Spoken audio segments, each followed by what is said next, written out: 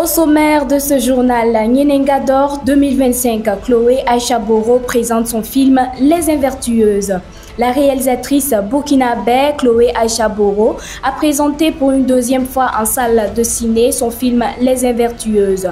En compétition pour l'étalon d'or de Nyenenga dans la catégorie fiction, ce long métrage interroge les normes sociales et l'autodétermination des femmes. Hommage à Missa Ebié, un pionnier du cinéma burkinabé. Réalisateur et scénariste légendaire, il a marqué l'histoire du cinéma par son engagement et sa volonté de raconter des histoires ancrées dans les réalités africaines. Nous faisons un zoom sur l'homme qui a laissé son empreinte sur le cinéma africain dans le développement de cette édition. Bonsoir et bienvenue. Après Katanga, la danse des scorpions, le film tant attendu de Chloé Aïcha Boro a été projeté hier, jeudi 27 février, au Ciné Neroya de Ouagadougou. Cette seconde séance a rassemblé un large public venu découvrir l'œuvre de la réalisatrice. Entre émotion et échange, la soirée a été un véritable moment de partage. Farida Toubelem. Il est 17h. Une heure avant la projection, une longue file se forme devant le Ciné Neroya. Certains patientent avec un rafraîchissement. Tout est prêt pour offrir aux cinéphiles une belle séance. Enfin, les portes s'ouvrent et la foule se presse.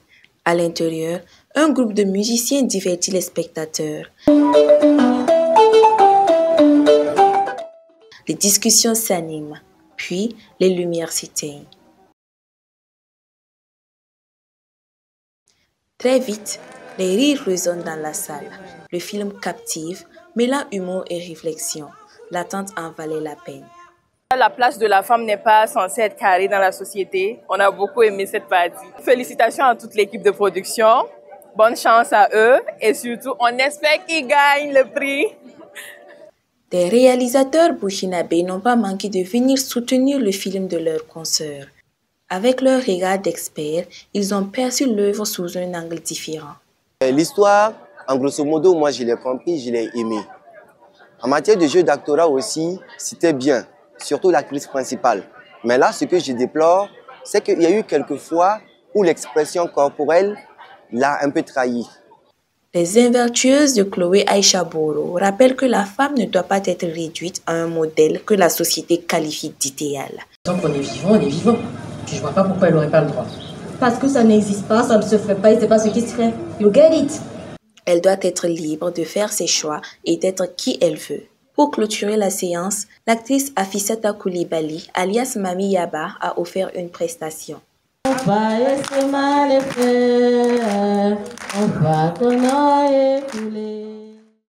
La 29e édition du FESPACO connaît une grande affluence dans les salles de projection de Ouagadougou. Cinéphiles, acteurs du cinéma, tous se pressent pour découvrir les différents films en compétition. Longue file d'attente, manque de place pour les cinéphiles, c'est ce qui a animé l'édition 2025.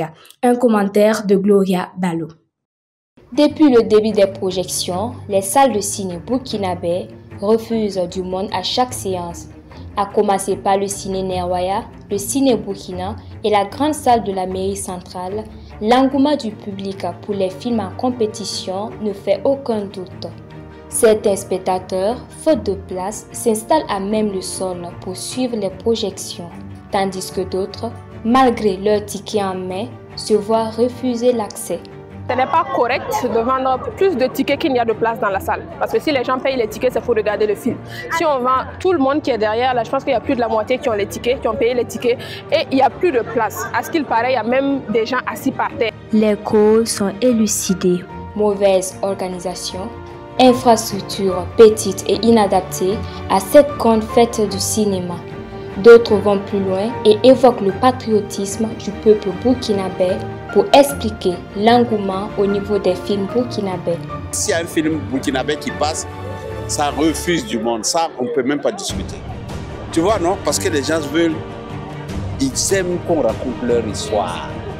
Et quand c'est leur histoire, ça les intéresse. En tout cas, une chose est sûre, les salles de ciné refusent les festivaliers souvent venus des quatre coins du monde. Situation qui ne valorise pas l'image de l'événement et même du pays. Comment un festival de l'envergure du FESPACO, qui ambitionne à chaque édition porter le cinéma africain, peut-il continuer à se dérouler dans ces conditions? L'heure est venue donc pour les organisateurs et les autorités de repenser les infrastructures culturelles et mettre un point d'honneur sur l'organisation et la programmation des films en compétition pour une meilleure image du FESPACO sur la scène internationale. Missa Ebié, un pionnier du cinéma burkinabé, demeure une figure incontournable du 7e art en Afrique. Le réalisateur de Commissariat de Tampi, l'as du lycée, son œuvre continue d'inspirer des générations de cinéastes. Malgré sa disparition en 2018, son héritage perdure à travers des productions qui perpétuent sa vision. Retour sur le parcours d'un homme qui a su donner une voix puissante au cinéma burkinabé. Soufrancine Ouattara. Excusez-moi. Né en 1951 à Ouattara, Missa Ebié fut réalisateur et scénariste du renom dont l'empreinte sur le cinéma africain demeure indélébile. Avant d'embrasser pleinement sa passion pour le 7e art, il consacre 15 années de sa vie à l'enseignement primaire. Mais animé par une vocation profonde, il entreprend des études en cinéma, obtenant en 1986 une licence en sciences et techniques de l'audiovisuel à l'Institut africain d'éducation cinématographique INAFEC de Ouagadougou.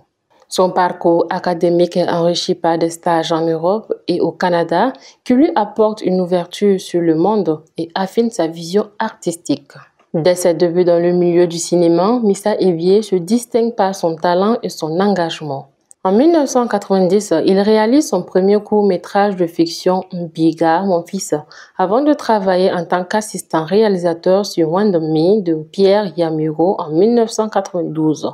Sa carrière prend un tournant décisif en 2003 lorsqu'il fonde sa propre maison de production, Face au Film, qui devient un tremplin pour la création et la promotion du cinéma burkinabé. C'est un corps étranger. Maintenant, la classe est redevenue normale. Parmi ses œuvres les plus marquantes figure la célèbre série télévisée Commissariat de Tampi en 2006, un véritable phénomène en Afrique francophone. Son long métrage Le Fauteuil en 2009 est également salué et reçoit le prix d'Oumarou Ganda au FESPACO. En 2011, il adapte le roman d'Amadou Kourouma En attendant le vote des bêtes sauvages dans un film intitulé En attendant le vote, témoignant une fois de plus de son engagement pour un cinéma de réflexion et de mémoire. Le 26 septembre 2018, Missa Ebié s'éteint brusquement à Ouagadougou en plein tournage de la série L'Ami fidèle. Sa disparition laisse un vide immense dans le monde du cinéma burkinabé qui perd l'un de ses piliers. En 2024, un hommage appuyé lui est rendu à travers le lancement de la série Les Divers de Sarré, produite par Faso Film. Par ailleurs, le document sur les traces d'un passionné retrace avec émotion son parcours exceptionnel et son impact durable sur le 7e art. Missa Ebié laisse derrière lui un héritage précieux, un cinéma fidèle aux réalités africaines et porteur de messages forts. Son nom restera gravé dans l'histoire comme celui d'un artiste passionné qui, par ses œuvres, a su donner une voix à son peuple et transmettre une vision éclairée du monde. Madame, Messieurs, c'est la fin de cette édition. Merci à vous de l'avoir suivi. À très bientôt sur Fadima Web TV.